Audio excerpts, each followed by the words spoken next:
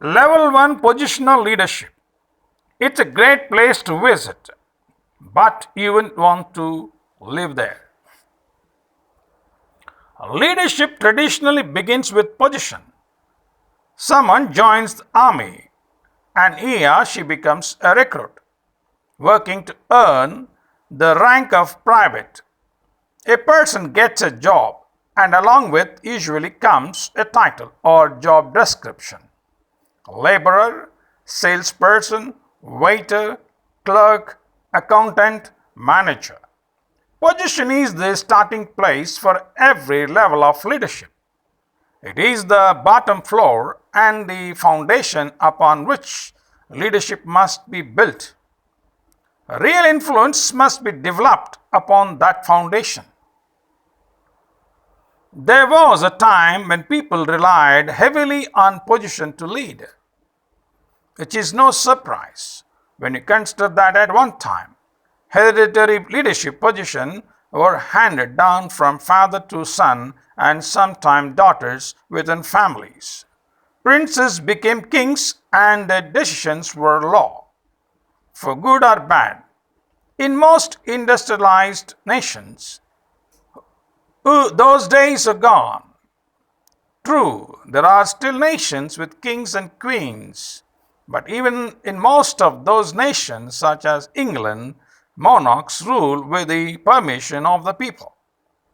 The real leaders are usually elected. Position gives you a chance, but it usually carries with very little real power, except in systems where the penalties for not following are dire. There's nothing wrong with having a position of leadership. When a person receives a leadership position, it's usually because someone in authority saw talent and potential in that person.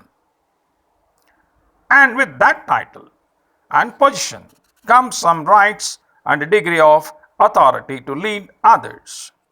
Position is a good starting place, and like every level of leadership, it has its upside and downside.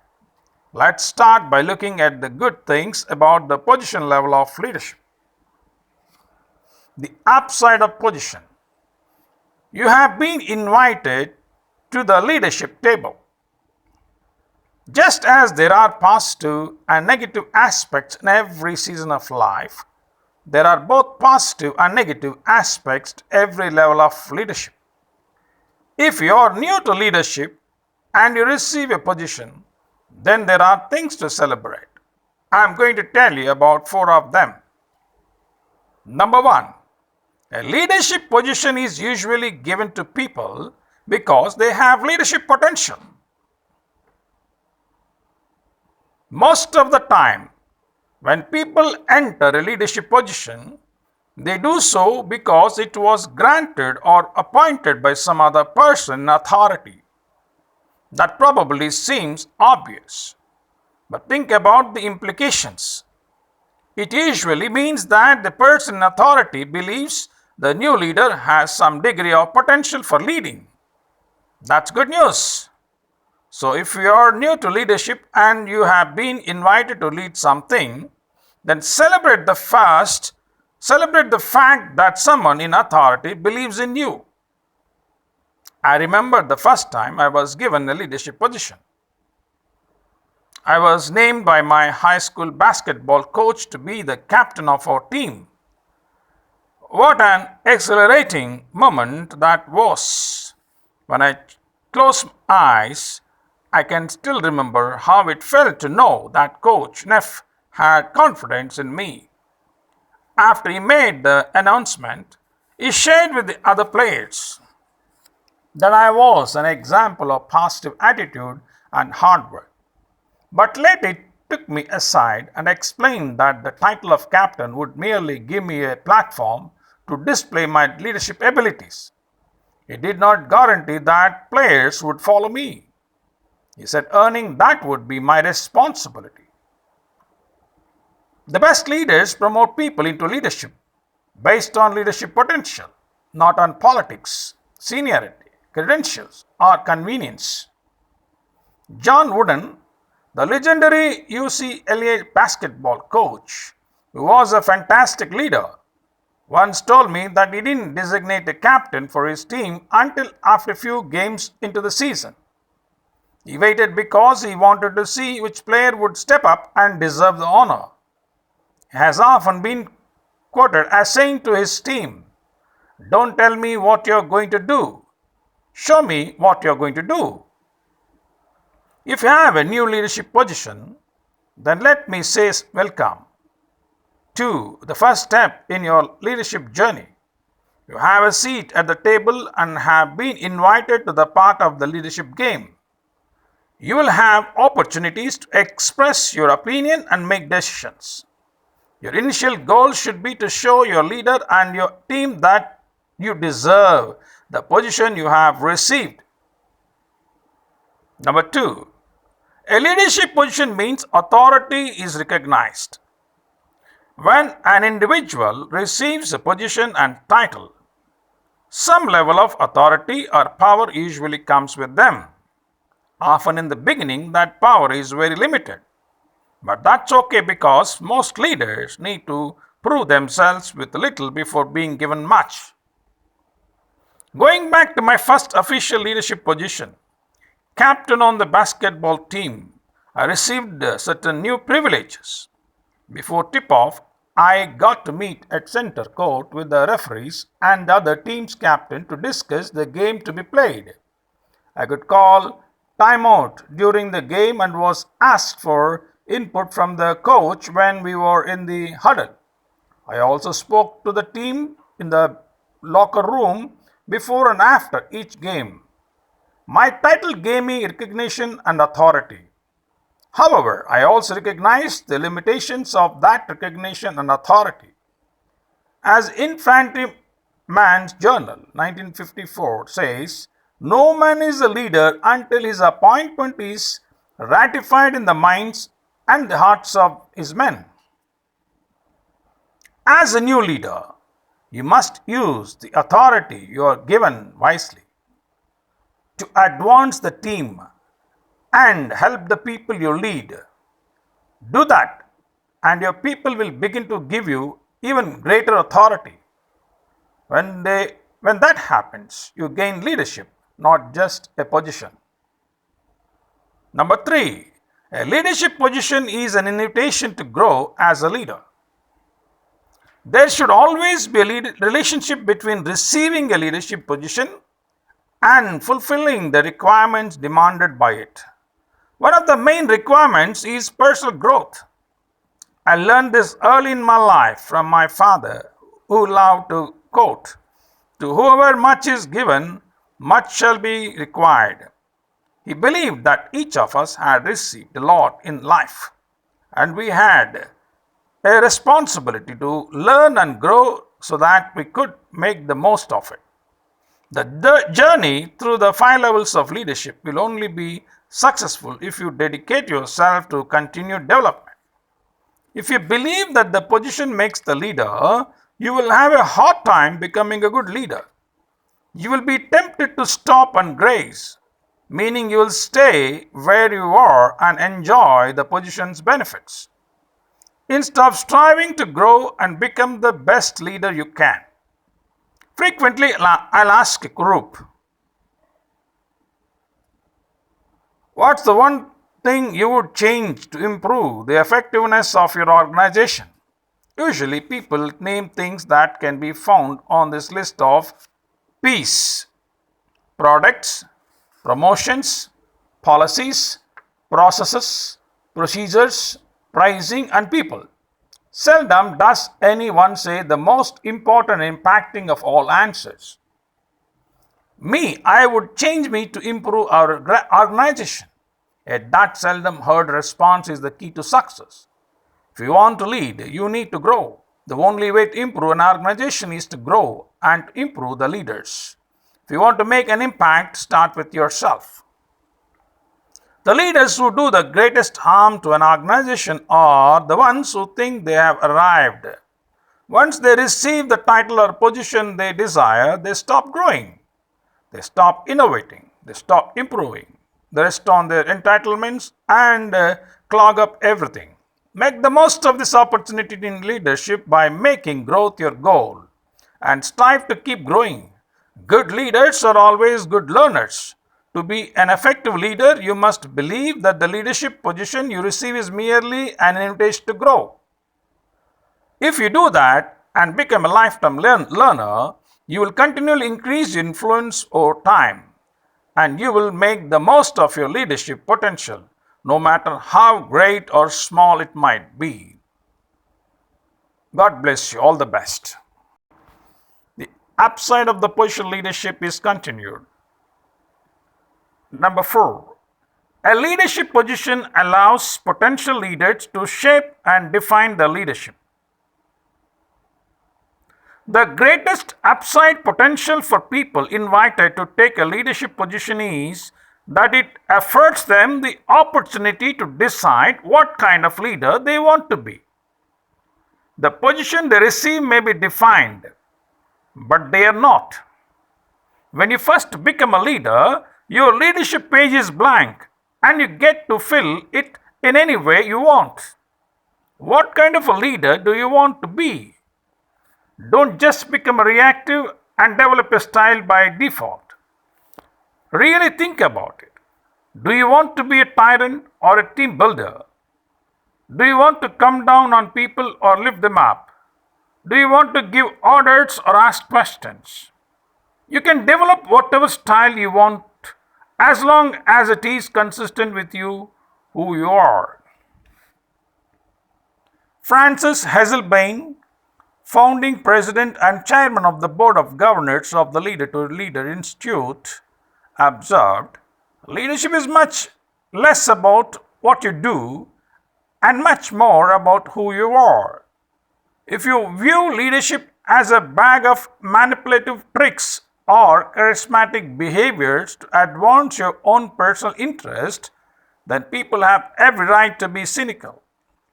But if your leadership flows first and foremost from inner character and integrity of ambition, then you can justly ask people to lend themselves to your organization and its mission. If you are new to leadership or new to a particular leadership position, it is the perfect time to think about the leadership style you desire to develop. If you are an experienced leader, you can, of course, re-evaluate the way you lead and make changes.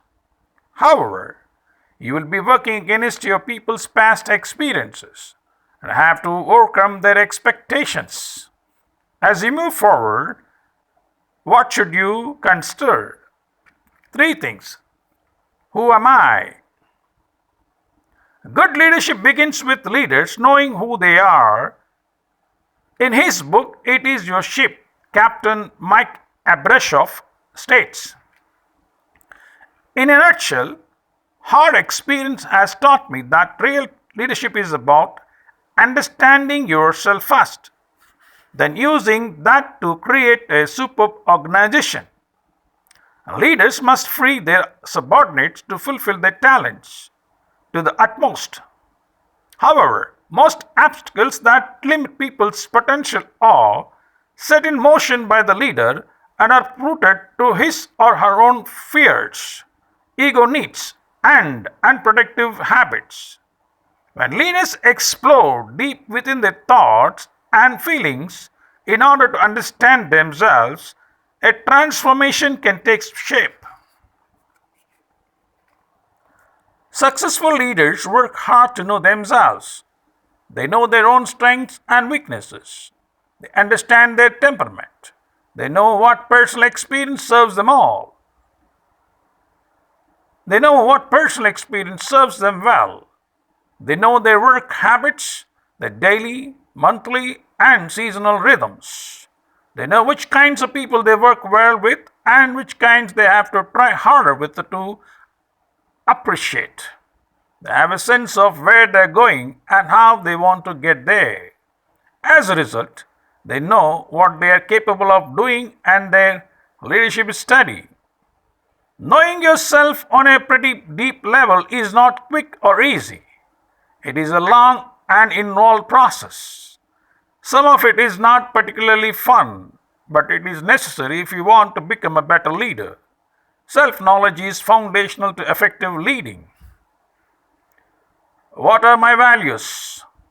In a speech on the value of honesty, Mark Twain once told this story. When I was a boy, I was walking along a street and happened to spy a cart full of watermelons. I was fond of watermelon, so I sneaked quietly on the cart and snitched one. Then I ran into a nearby alley and sank my teeth into the melon. No sooner had I done so, however, than a strange feeling came over me.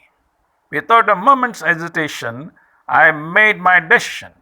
I walked back to the cart, replaced the melon, and took a ripe one. With all the problems we have witnessed in the banking industry, the implosion of Enron, and the failures of political leaders, I believe we understand what can happen when people treat their values like watermelons on the back of a cart, trading one for another. When leaders don't have and maintain strong core values, their actions impact many more people than just themselves. Your values are the soul of your leadership, and they drive your behavior. Before you can grow and mature as a leader, you must have a clear understanding of your values and commit to living consistently with them, since they will shape your behavior and influence the way you lead. Ethical values. What does it mean to do the right thing for the right reason?